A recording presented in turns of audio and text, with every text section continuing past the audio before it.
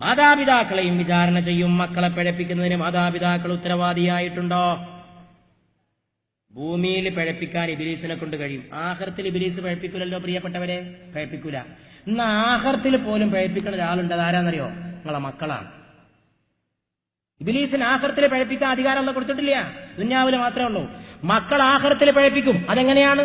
ഏതാനും മാതാപിതാക്കന്മാരെ വിചാരണ ചെയ്തിട്ട് അവരെ സ്വർഗത്തേക്ക് കടക്കാൻ പോവാണ്. അല്ലാഹുവിന്റെ റസൂൽ പറയാം, സ്വർഗത്തിലേക്ക് ഇങ്ങനെ കടക്കാൻ പോവാണ് നന്മ ചെയ്തു എന്നുള്ള അടിസ്ഥാനത്തിൽ. പെട്ടെന്ന് അവരുടെ മക്കള് അള്ളാഹുവിനോട് വിളിച്ചു പറയുന്നു, അല്ലാഹ്, ആ രണ്ട് മനുഷ്യന്മാരെ നീ സ്വർഗത്തിലേക്ക് അയക്കാൻ വരട്ടെ. അവര് ഞങ്ങളുടെ വാപ്പയും ഉമ്മയുമാണ്. അവരെ സ്വർഗത്തിലേക്ക് അയക്കാൻ വരട്ടെ റബ്ബേ. വിളിക്ക് ആ രണ്ട് ദുഷ്ടന്മാരെ.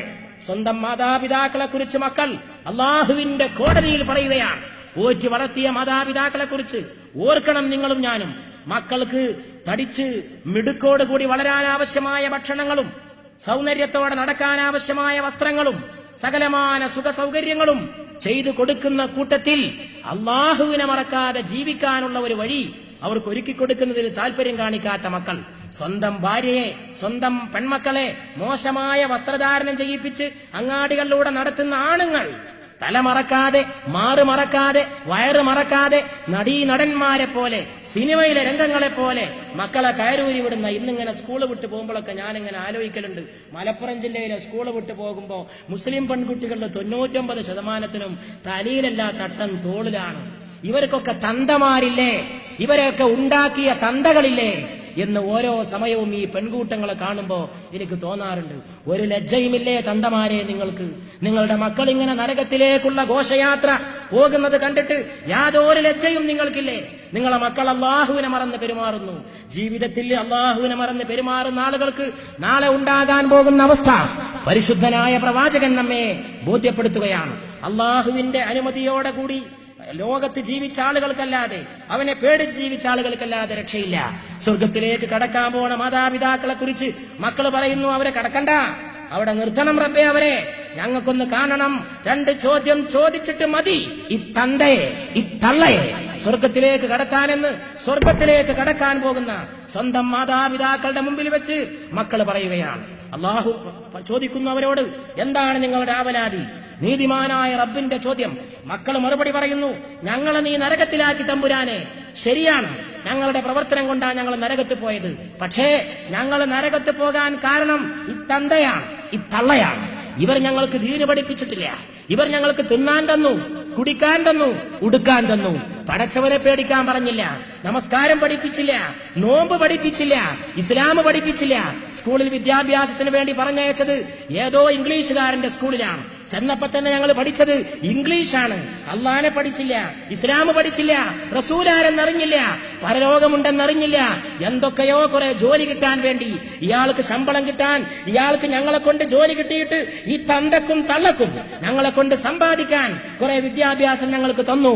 പക്ഷേ ഞങ്ങൾക്ക് യഥാർത്ഥമായി അറിയേണ്ട കാര്യങ്ങൾ ഈ തന്തയും തള്ളയും, ഈ സ്ത്രീയും ഈ പുരുഷനും ഞങ്ങളെ പഠിപ്പിച്ചില്ല. അതുകൊണ്ട് ഞങ്ങൾ നരകത്തിൽ പോകാൻ ഉത്തരവാദി ഈ രണ്ട് വ്യക്തികളാണ്.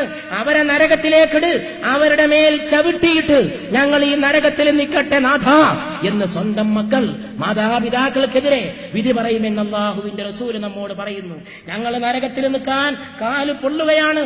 തന്തയെ താഴെ കടത്ത്, പിന്നെ തള്ളയെ കടത്ത്, ആ രണ്ടിന്റെയും മീതെ ഞങ്ങൾ കാല് വെച്ചിട്ട് ഞങ്ങളെ നരകത്തിലേക്ക് അയക്കാൻ കാരണമായ ഈ ദുഷ്ടനെ, ഈ ദുഷ്ടയെ നീ നരകത്തിലേക്ക് താഴ്ത്ത് എന്ന് അല്ലാഹു പറയുന്നു. അല്ലാഹു അത് കേട്ടപാടെ അതിനെ തിരസ്കരിക്കുന്നില്ല. എല്ലാ മാതാപിതാക്കളും മനസ്സിലാക്കണം, അല്ലാഹു അവന്റെ മലായികത്തിനെ വിളിച്ചുകൊണ്ട് പറയുന്നു, ഈ പെറ്റീഷൻ ഒന്ന് പരിശോധിക്കൂ, ഈ ആവലാതിയിൽ ന്യായമുണ്ടോ എന്ന് പരിശോധിക്കൂ. ഈ കുട്ടികൾ നരകത്ത് പോകാൻ ഉത്തരവാദികൾ ഇവരുടെ മാതാപിതാക്കളാണോ എന്നൊന്ന് വെരിഫൈ ചെയ്യൂ, റെക്കോർഡ് നോക്കൂ. ഉടൻ തന്നെ അല്ലാഹുവിന്റെ റസൂല് പറയുകയാണ്, പരിശോധന നടക്കുകയാണ്. സ്വർഗത്തിലേക്ക് കാലെടുത്തു വെക്കാൻ പോയ ബാപ്പാന്റെ റെക്കോർഡ് പരിശോധിക്കുന്നു. സ്വർഗത്തിലേക്ക് കാലെടുത്തു വെക്കാൻ പോയ ഉമ്മയുടെ റെക്കോർഡ് പരിശോധിക്കുന്നു. മക്കളെ നരകത്തിലേക്ക് അയക്കാൻ കാരണക്കാര് ഇവരാണെന്ന് തെളിഞ്ഞാൽ സ്വർഗത്തിലേക്ക് പോയ മാതാപിതാക്കളെ നരകത്തിലേക്ക് അല്ലാഹു പറഞ്ഞയക്കുമെന്ന് മുഹമ്മദ് മുസ്തഫ സല്ലല്ലാഹു അലൈഹി വആലിഹി വഅസ്ഹാബിഹി വസല്ലം നമ്മെ പഠിപ്പിച്ചിരിക്കുന്നു. കുട്ടികളെ കംപ്ലൈന്റ് തെറ്റാണെങ്കിലോ അല്ലാഹു നീതിമാനാണ്. ഞാൻ നേരത്തെ പറഞ്ഞ മാതിരി കുട്ടികൾ വെറുതെ ഒച്ചടുകയാണെങ്കിൽ നിവൃത്തില്ല. കൊടുക്കാൻ ഇടങ്ങറാകുമ്പോ വേയ് വാപ്പിമ്മിയ പോണോ, ആ ഒച്ചപ്പാടാണെങ്കിൽ അതൊരു നിവൃത്തിയില്ല. നമ്മൾ നരകത്ത് പോകുമ്പോൾ ഉണ്ടാവുന്ന സങ്കടം ഉണ്ടാവുമല്ലോ, വാപ്പിയമ്മയും സ്വർഗത്ത് പോവുക, അത് പറ്റൂല. വാപ്പിയമ്മ അതാ പോണോ, ഞങ്ങളും പോണോ എന്ന് പറയുകയാണെങ്കിൽ യാതൊരു നിവൃത്തിയില്ല. അങ്ങനെ വരികയാണെങ്കിൽ റിക്കാർഡ് പരിശോധിച്ച ശേഷം അവരെ ബാപ്പയെയും ഉമ്മയെയും സ്വർഗത്തിലേക്ക് പറഞ്ഞയക്കുമെന്ന് അല്ലാഹുവിന്റെ റസൂല് പറയണ്. അതുകൊണ്ട് ഞാൻ എല്ലാ വാപ്പമാരോടും ഉമ്മമാരോടും പറയാണ്, ഈ ഇബ്ലീസുകളെ ദുന്യാവിലെ പഴപ്പിക്കുള്ളൂ, നിങ്ങളെ മക്കളുങ്ങളെ ആഖിറത്തിലും പഴപ്പിക്കും. അതാണ്ട് സാമ്പിളായി കണ്ടത്. സ്വർഗത്തേക്ക് കടക്കാൻ പോണ മനുഷ്യനെ നരകത്ത് കാക്കണ്. ഇനി അതിലും വലിയൊരു ദോഷത്തരം വേറെന്താ ചെയ്തു കൊടുക്കേണ്ടത്? അതുകൊണ്ട് സൂക്ഷിക്കണം. ഈ പെണ്ണുങ്ങളെ കൊണ്ടല്ലേ ഈ തലയിടുന്ന തട്ടങ്ങനെ കഴുത്തു കൂടിയിട്ട് പോണത് ഒരൊറ്റടിക്ക്. ഒറ്റടി ഞാനേറ്റ എന്റെ കുടുംബത്തിലുള്ള ഒന്നാണെങ്കിൽ ഒറ്റടിക്ക് വെള്ളം ചോദിക്കും. ഒറ്റടിക്കൊരു ഗ്ലാസ് വെള്ളം കെട്ടി തരീന്ന് പറയാൻ അടിച്ചിട്ട്. അതിനുള്ള ഈമാനും കരുത്തുമാണ് ഒരു മൂമിന് ആവശ്യം. തലയിലിടേണ്ട തട്ടേ, സ്കൂളിൽ പോണ ചെറിയ പെൺകുട്ടിയാക്കേ, തോളിൽ കൂടി പുതിയ ഫാഷൻ, നല്ല നല്ല അജയമാരെ മക്കള്, നല്ല നല്ല നേതാക്കന്മാരെ മക്കള്, നല്ല നല്ല ദീനീ പ്രവർത്തകന്മാരെ മക്കള്, നല്ല നല്ല സമുദായത്തിൽ അറിയപ്പെടുന്ന ആൾക്കാരെ മക്കള്. നാണമില്ലടോ നിനക്ക്? സ്വന്തം കുടുംബത്തെ നിയന്ത്രിക്കാൻ കഴിയാതെ, സ്വന്തം കുടുംബത്തിൽ ദീനുണ്ടാക്കാൻ കഴിയാതെ. പ്രിയപ്പെട്ട സഹോദരായി പോക്കെന്തിനാണ്?